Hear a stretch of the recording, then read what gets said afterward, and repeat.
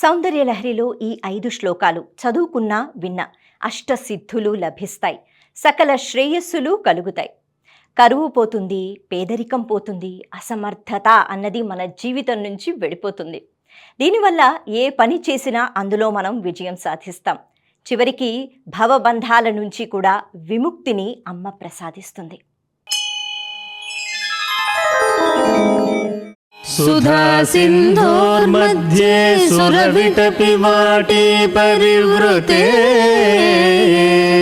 మణిద్వీపే నీపోపవనవతి చింతామణిగృహే శివాకారే మంచే పరమశివ పర్యంక నిలయాం భజంతి త్వాం ధన్యాః కతిచన చిదానందలహరి.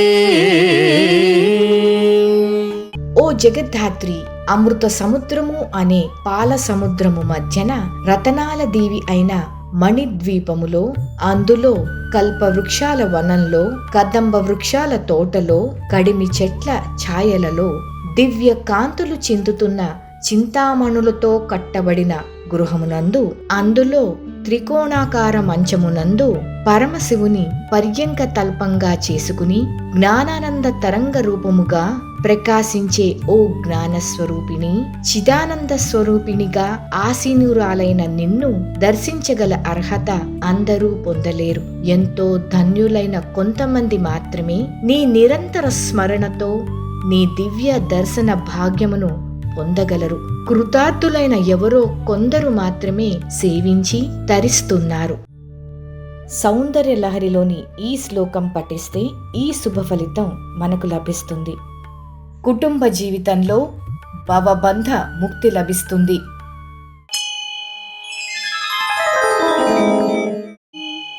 క్షితౌ షట్పంచాశద్విషమధిక పంచాశదుదకే హుతాసే ద్వాషష్టిశ్చతురధిక పంచాశదనిలే దివి ద్విషత్రింశన్మనసి చతుషష్టిరితి యే మయూఖాస్తేషామప్యుపరి తవ పాదాంబుజయుగం. విశ్వజనని పృథివీ తత్వముతో కూడిన మూలాధార చక్రమునందు 56, జలతత్వమునకు చెందిన మణిపూరమునందు 52, అగ్నితత్వమునకు చెందిన స్వాదిష్టానమునందు 62, వాయుతత్వమునకు చెందిన అనాహతమునందు 54, ఆకాశతత్వమునకు చెందిన విశుద్ధియందు 72, మనస్తత్వమునకు చెందిన ఆజ్ఞాచక్రమునందు 64, మొత్తం 360 కిరణములు మూలాధారము నుండి సహస్రార చక్రము వరకు నిండి ఉన్నాయి. ఈ వెలుగు కిరణములన్నిటినీ అధిగమించి 360 కిరణమును దాటి వెళితే సహస్రార చక్రములో ఆది పరాశక్తి దర్శనం లభిస్తుంది. సౌందర్య లహరిలోని ఈ శ్లోకం పఠిస్తే ఈ శుభ ఫలితం మనకు లభిస్తుంది. కుటుంబం లేదా దేశం యొక్క పేదరికం మరియు అసమర్థత తొలగిపోయి కరువు, తెగులు నుండి రక్షణ ఏర్పడుతుంది. వివిధ రకాలైన అంటువ్యాధులు సోకకుండా ఉంటాయని ఫలశ్రుతి చెప్పబడింది.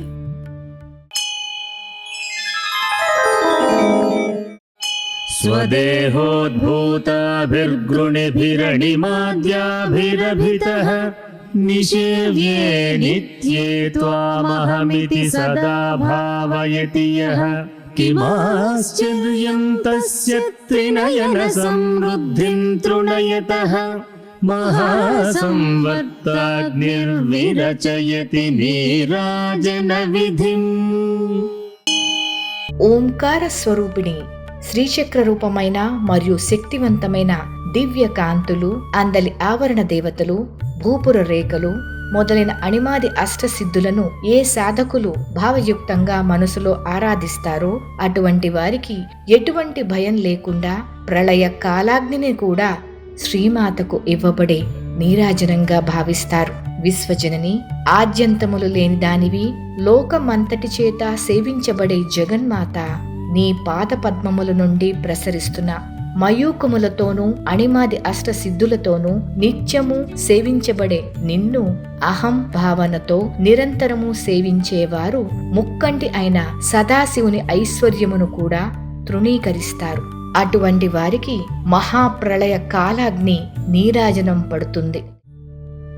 సౌందర్య లహరిలోని ఈ శ్లోకం పఠిస్తే ఈ శుభ ఫలితం మనకు లభిస్తుంది. ఈ శ్లోకం వినడం లేదా జపించడం వల్ల అణిమాది అష్టసిద్ధులు లభిస్తాయి.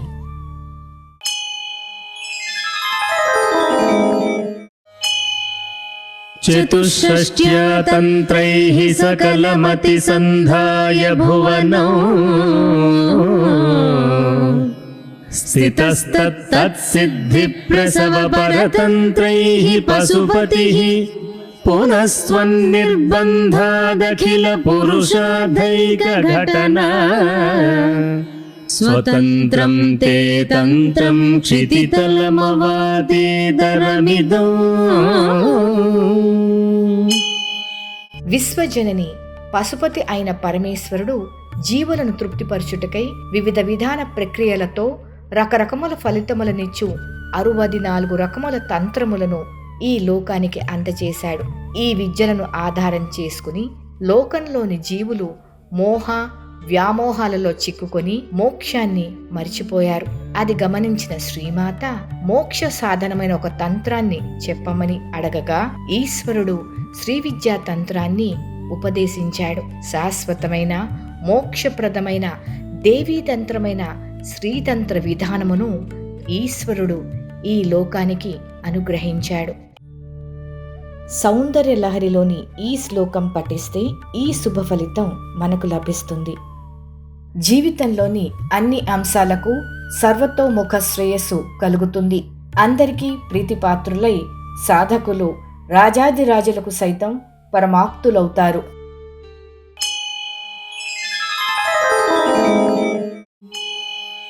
తటిత్వంతం సత్యాతిమిరపరిపంధి స్ఫురణయా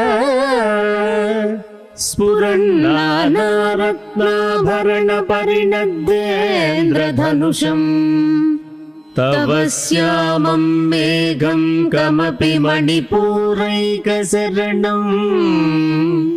నిషేవే వర్షంతం హరమిహిరతప్తం త్రిభువనం. శ్రీమాత, నీవు మణిపురాబ్జ నిలయవు. మణిపూర చక్రములో నీల మేఘములాగా ప్రకాశిస్తున్న ఈశ్వరునితో కలిసి మెరుపు వలె ప్రకాశిస్తూ మీరిరువురు మేఘేశ్వర సౌదామినులనే పేర్లతో మీ భక్తులకు దర్శనమిస్తారు. మీ కరుణారస దృష్టిని వర్షమును కురిపించే మేఘములాగా కురిపిస్తారు. భగవతి, మణిపూర చక్రములో అలుముకున్న అంధకారంలో మెరుపులాగా ప్రకాశించే ఓ దేవదేవి, స్వాదిష్టాన చక్రంలో శివుడు సంవర్తాగ్ని చేత దగ్ధం చేసిన లోకాలను ఆ దేవి తన వర్షధారలచే తడుపుతున్నది. నవరత్నాభరణములు ధరించి ఇంద్రధనుస్సులాగా ప్రకాశిస్తున్నది. నల్లని వర్ణము కలది అయిన మేఘమును, మేఘ రూపంలో ఉన్న పశుపతిని ధ్యానిస్తున్నాము. సౌందర్య లహరిలోని ఈ శ్లోకం పఠిస్తే ఈ శుభ ఫలితం మనకు లభిస్తుంది. జీవితంలో భవిష్యత్తును తెలుసుకునే కళను సాధిస్తారు. సాధకునికి భవిష్యత్తులో జరగబోయేవన్నీ ముందే తెలుస్తాయి. కళలలో భవిష్యత్తును ఊహించడం వల్ల గొప్ప విజయాలు లభిస్తాయి.